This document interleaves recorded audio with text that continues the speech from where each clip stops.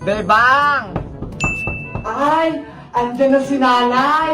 Galing siyang palengke. Siguro may pasalubong siya sa akin. Halika rito sa labas. Opo, andyan na, nay. Yahoo! Wow! Diba?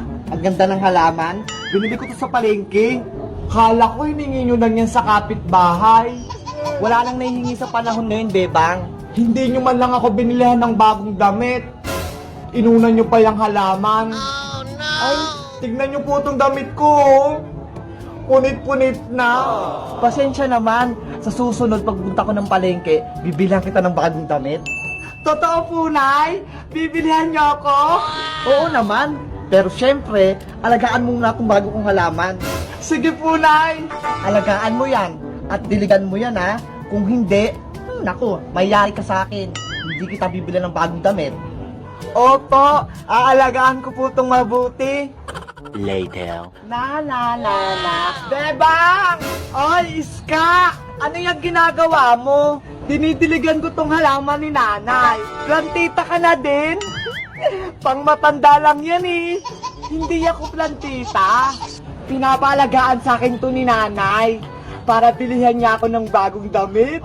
Ganun ba? Sige, tulungan kita para mabilis siyang lumago. Pinapaliguan mo dapat yung halaman. Hindi pwedeng wisik-wisik lang. Ganun ba?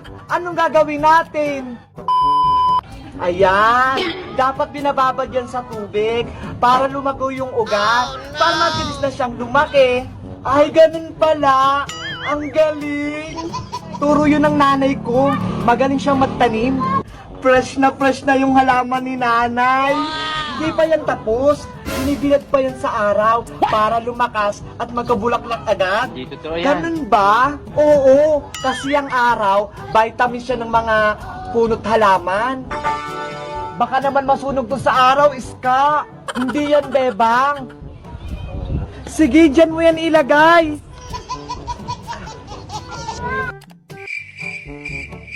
Baka masunog na yan.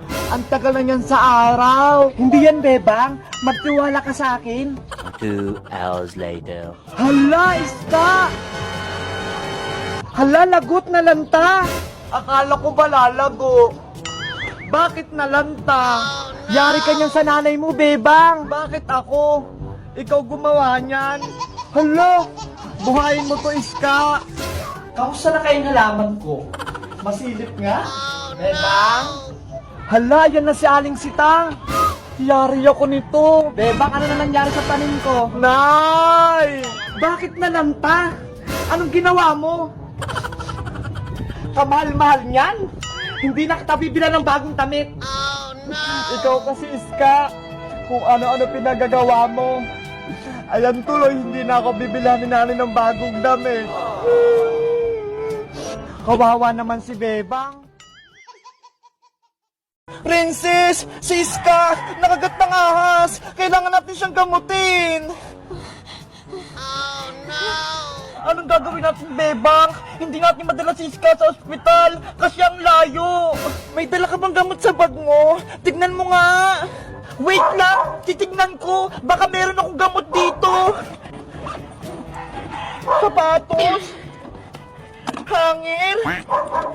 Sandok ng kanin! Bangkok, laruan kip-kip-kipan, damit, remote. Ano yan, Princess? Iba-iba yung laman ng bag mo. May mga laro at gamot sa kusina. Kaya nga eh. Ito rin, plancha. Paano ba yan, Bebang? Wala akong gamot dito. Hindi natin magagamot si Iska. Oh no! Alam ko na, Princess, maghahanap ako ng halamang gamot para itapon sa sugat ni Iska. Ayaw nga, no? Magandang naisip mo, Bebang. Wait ka lang dyan, ha? Maghahanap ako ng halamang gamot. Bantayan mo si Iska. Bilisan mo lang, Bebang, ha? Okay.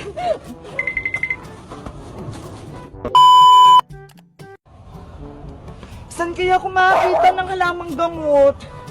Ay, ayun! May bayabas! Mapisa yun sa sugat!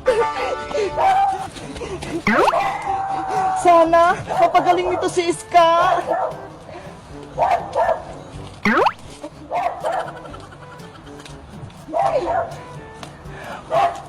Okay na to. Babalik na ako sa tent namin. Princess, nandito na ako.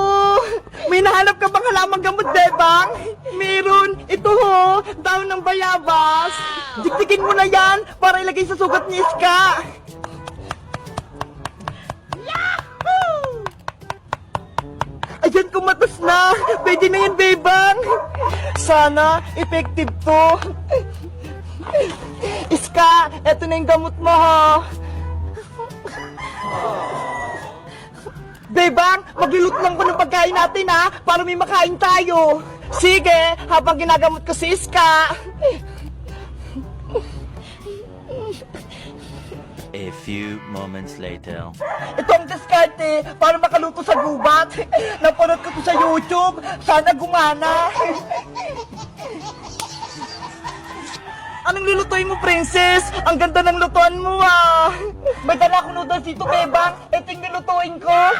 Sana masarap yung niluluto mo para mabusog ako.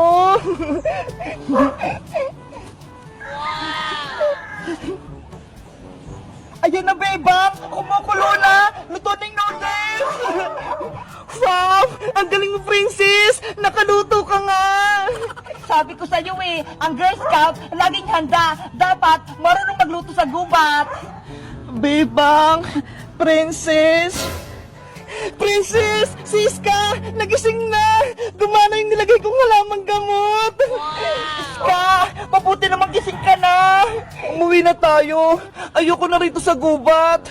Sobrang delikado! Kainin na lang muna natin itong niluto kong noodles habang may nitinit pa para may lakas tayo. Patikim ako niyan, Princess. Ay, ito, Bebang. Ew! Kadiri! Ang pangit ng lasa! Ang alat! Patikim nga!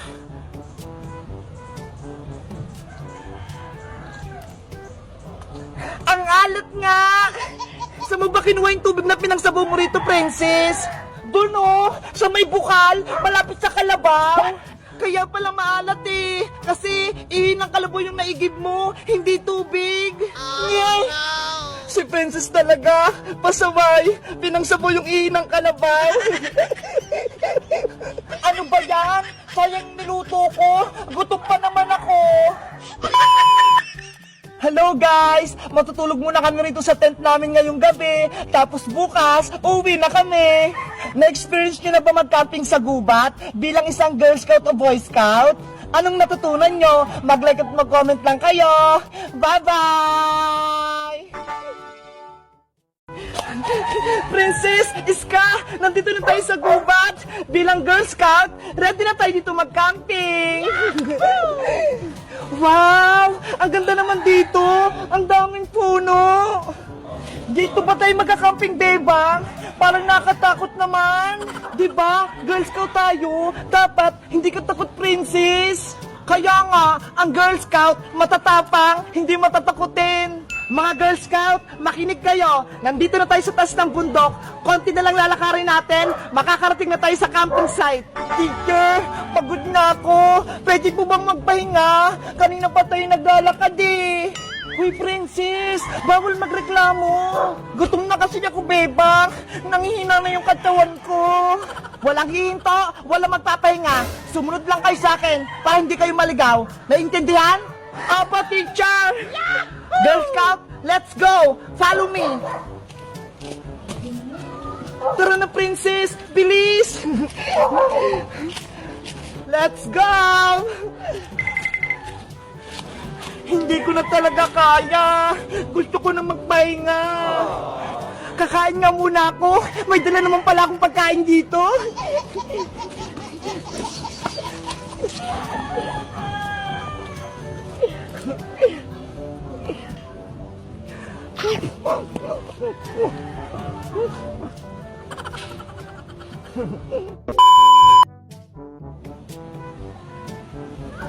Girl Scout, bilisan nyo! Ang taas pa ng lalakarin natin! Oh, no! Ang bilis naman ni Teacher Magda! Masukol nga yung daanan eh! Baka may ahas! Teacher Magda, wait lang po. Nayakul pa pala ako dito.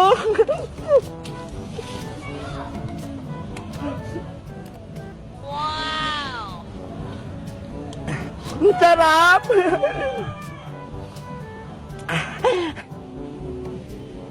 Ayun, busog na ako. Pwede na ulit ako maglakad.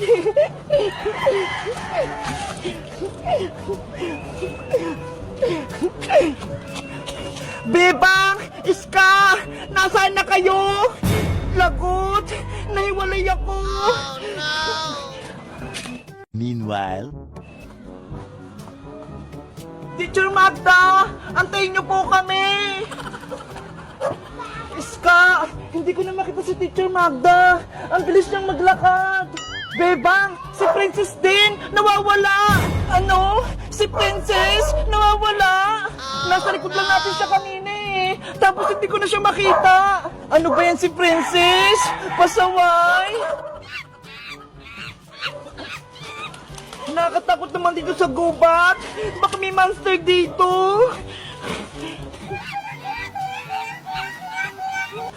Ano yun? Parang may mga unggoy! Ah! May unggoy nga! Tulong! Bebang Iska! Tulong! Hinabol ako ng mga unggoy! Iska! Si Princess yun ah! Narinig ko! Nandun ata siya, Bebang! Doon ko siya narinig! Tara! Balikan natin! Huwag mo akong iwan! Mga unggoy! Huwag kayong lumapit sa akin! Layan niyo ko! Nanay! Nandiyan na sila!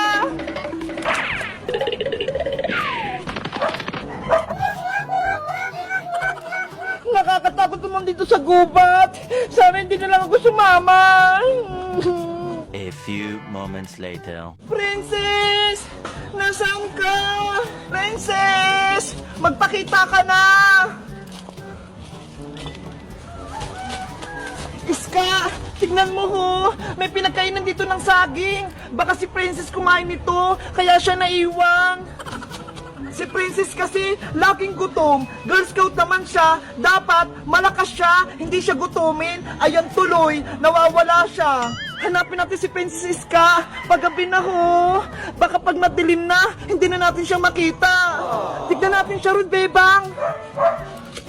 Bebang! Iska! Tulong! Nandito ako sa puno! Hello guys! Magandang araw! Umakyat kami ngayon sa bundok kasi Girl Scout Day ngayon. Kaso, si Princess, nawawala siya, naliligaw. Alam nyo ba kung saan namin siya hanapin? Mag-comment lang kayo para sa part 2. Bye-bye!